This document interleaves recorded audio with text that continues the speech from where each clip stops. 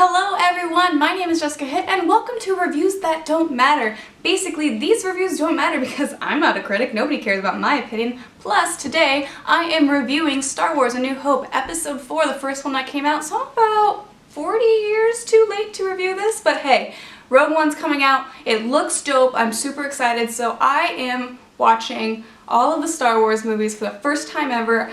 I know, I'm 24 and I haven't seen the Star Wars movies and I apparently call myself a geek person because I love superheroes and sci-fi and all that stuff, but I've never seen Star Wars, so I'm a bit of a failure.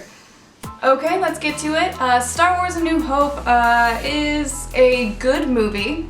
I enjoyed it. I thought that it was really interesting, but I wasn't super impressed with it, mainly because of course it's not 1977. I'm not sitting down in the theater watching something like this for the first time. I've seen things like this before, so I am putting that aside. If this was 1977, I've never seen a space opera before, I'm watching it on the screen, I would be amazed at some of the stuff that they did. I love the practical effects. I love how they tried to keep that as real as possible. And of course there's some things that they did have to use visual effects for. I mean, the funny laser beams are great, the terrible phasers that the stormtroopers are shooting that never seem to hit anyone are great.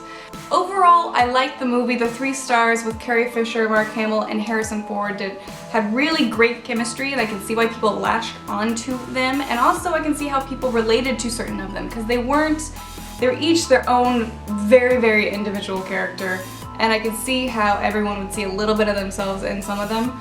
I personally gravitated more towards Princess Leia, of course. I really enjoyed her character. She was super brash, and I liked how she was like leading this army, and like it wasn't even questioned why she was doing it. She was just doing it, you know? Han Solo was great. I mean, it was Harrison Ford being Harrison Ford. Mark Hamill, I thought Luke Skywalker was a little whiny. Just like a kid who, you know, wants to get out and explore the world, and he thinks that he's getting tied down by his aunt and uncle. He kind of reminds me of like a 90s Disney princess, a little bit like Jasmine, you know?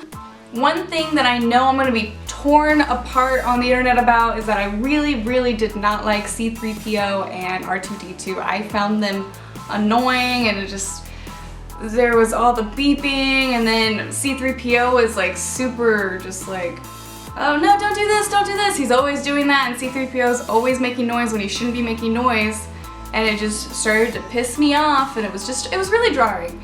I just didn't, you know. They're a little too much in the movie. I think that was the thing, too much of them. But I wouldn't call them useless to the storyline. I mean, obviously George Lucas did a really good job of making them integral and making them make sense to it. I just thought it was too much, personally. The other thing besides the droids that I didn't like, and it's the only other thing that I didn't like, because overall the movie is really great, is it kind of seemed like say when Luke Skywalker drives up in his little pod thing and he finds his aunt and uncle have been burned alive and you can just see their skeletons. It was almost like there was no emotion from that part. Like, I would have liked it to stay on that for a tiny bit more and then go back to Ben Kenobi, Obi-Wan Kenobi. I mean, these people raised him, right? I mean, I know he felt trapped by them and all that, but I mean, obviously they still are like acting parents to him, and I felt like there was nothing, and there's never any mention of them again in the entire movie. In fact, he seems more upset about Obi-Wan Kenobi dying. I guess I just wanted a little bit more emotion from Mark Hamill in that moment, because it just kind of seemed a bit of a throwaway. It was almost like, oh good, they're dead, so he can go and be him and be this hero that he's supposed to be, basically. Really, those were the only 2 things that I didn't really care for. Everything else worked really well. I mean, obviously it's great chemistry between the 3 lead stars. I mean, it's really great practical effects. The storyline's really good. It's simple, but it's also really, in essence, an origin story, which are always the worst of the stories.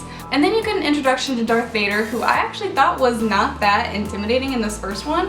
What surprised me is when they went into that like council room and he finally walked in with that other guy, I thought he was gonna sit down kind of at that head and lead it, but the other guy didn't. He just kind of stood there almost like he was a bodyguard in a way.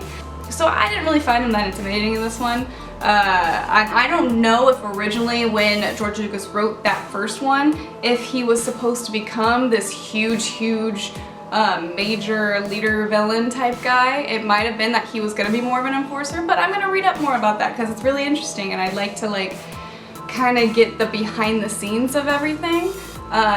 If George Lucas had this completely in mind for the first trilogy of what it was going to be, or it developed as it went by, because also there's that really creepy storyline of Luke and Leia kind of being attracted to each other. Really, I think it was just Luke being attracted to his own sister when they didn't know they were brothers and sister. They were twins at the time. But it's a little hard to watch, and it almost, because it was so much in this A New Hope, that it almost made me question whether Luke and Leia were actually related, and maybe I just totally not gotten any of that right. Because I mean, obviously it's 2016, almost 2017, and everyone who is anyone knows something about Star Wars, even if they haven't seen it like me. So, you know, all those big things have been spoiled for me. I know that Darth Vader is Luke's father, but it was a little gross to see that. Just a little bit. Okay, so my rating of A New Hope, Episode 4 of the Star Wars saga. My rating scale, first off, is going to be me picking a bad movie to me picking a really good movie, and then I'm gonna fall somewhere in between that. So for Star Wars A New Hope Episode 4, I'm going to rate this between Spring Breakers and Birdman. I'm gonna rate it A Silver Linings Playbook. Okay, that is it for today's episode of Reviews That Don't Matter with Jessica Hitt. Tune in tomorrow. I'll be putting up a video on Star Wars Episode 5, The Empire Strikes Back, and every day this week I'm going to be doing another Star Wars movie leading up to Rogue One when it comes out this weekend. I'm super excited, hope to get it up by next Tuesday, so I will see you guys tomorrow. Bye!